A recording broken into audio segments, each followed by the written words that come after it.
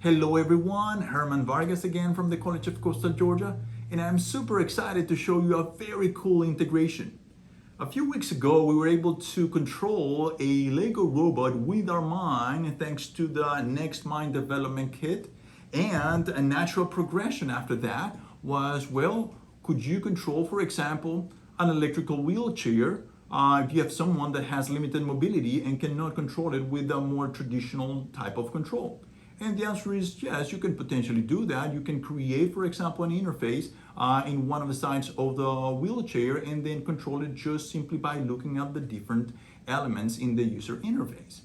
And then after that, part of the progression is, well, if the person has lost mobility, for example, because of a spinal injury and cannot move their arms, could they potentially move their arms just by thinking or by just looking at a particular interface, and then that information be sent directly to the muscles? And well, let's give it a try.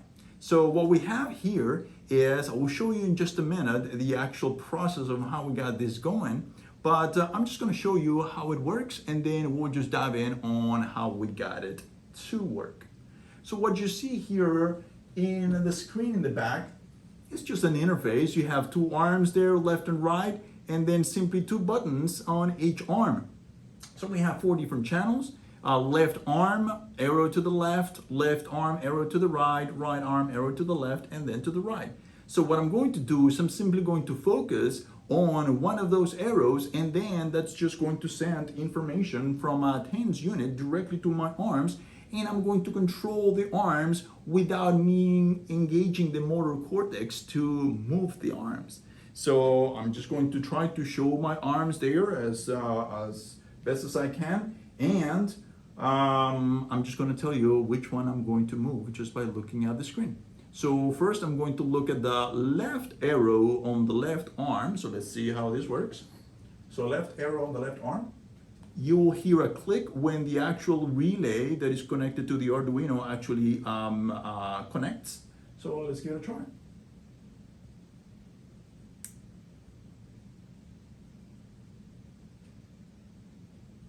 So you see my arm moving there, and it does it at some cadence. It's simply because the TENS unit that I'm using is just simply a TENS unit for just muscle relaxation. So it is just like I'm getting a massage on that particular muscle.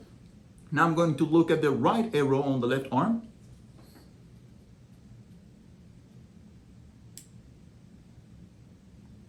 It was much easier to see in that case. I'm going to look at the left arrow on the right arm.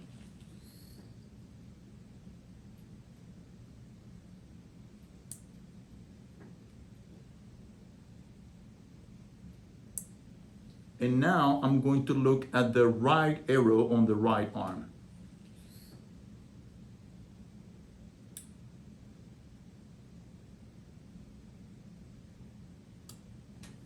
Great. Now let me show you how this works. All right, here we are again. I still have a little bit of the markings of wearing the NextMind. And before we get started, I want to make very clear the expectations and how this project is presented to you. This is just a concept. This is just a concept of integration of technologies. I'm not presenting this as a final product. This is just an idea on how and the things that we could do with this type of technologies. There are very large institutions that are working on this type of neural prosthetics, and they're working on the neural bypass, so a way in which you could actually use information from the motor cortex to make movements when that mobility has been lost.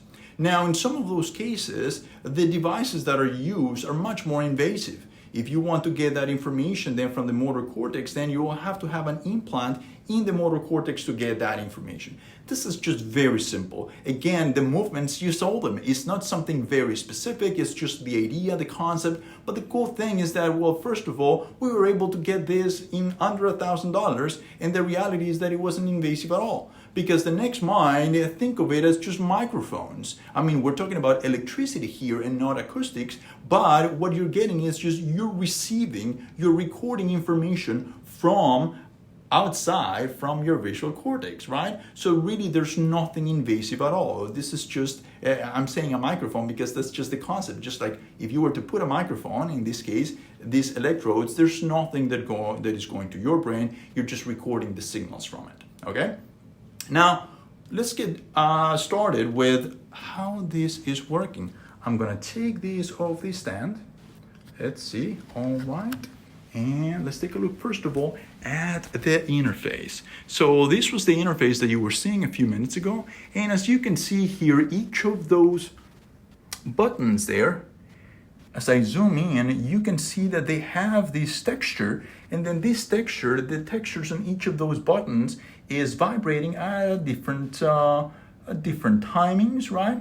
And so each of those, the NextMind, what it's doing is, after a calibration process, is recognizing through machine learning how your brain, and more specifically your visual cortex, is reacting to when you're focused on those vibrating textures. And so depending, after the calibration, depending on which one you're looking at, then the system is going to then react differently to each one of them, all right? So now what happens then at that point? The NextMind is connected then to this laptop via Bluetooth.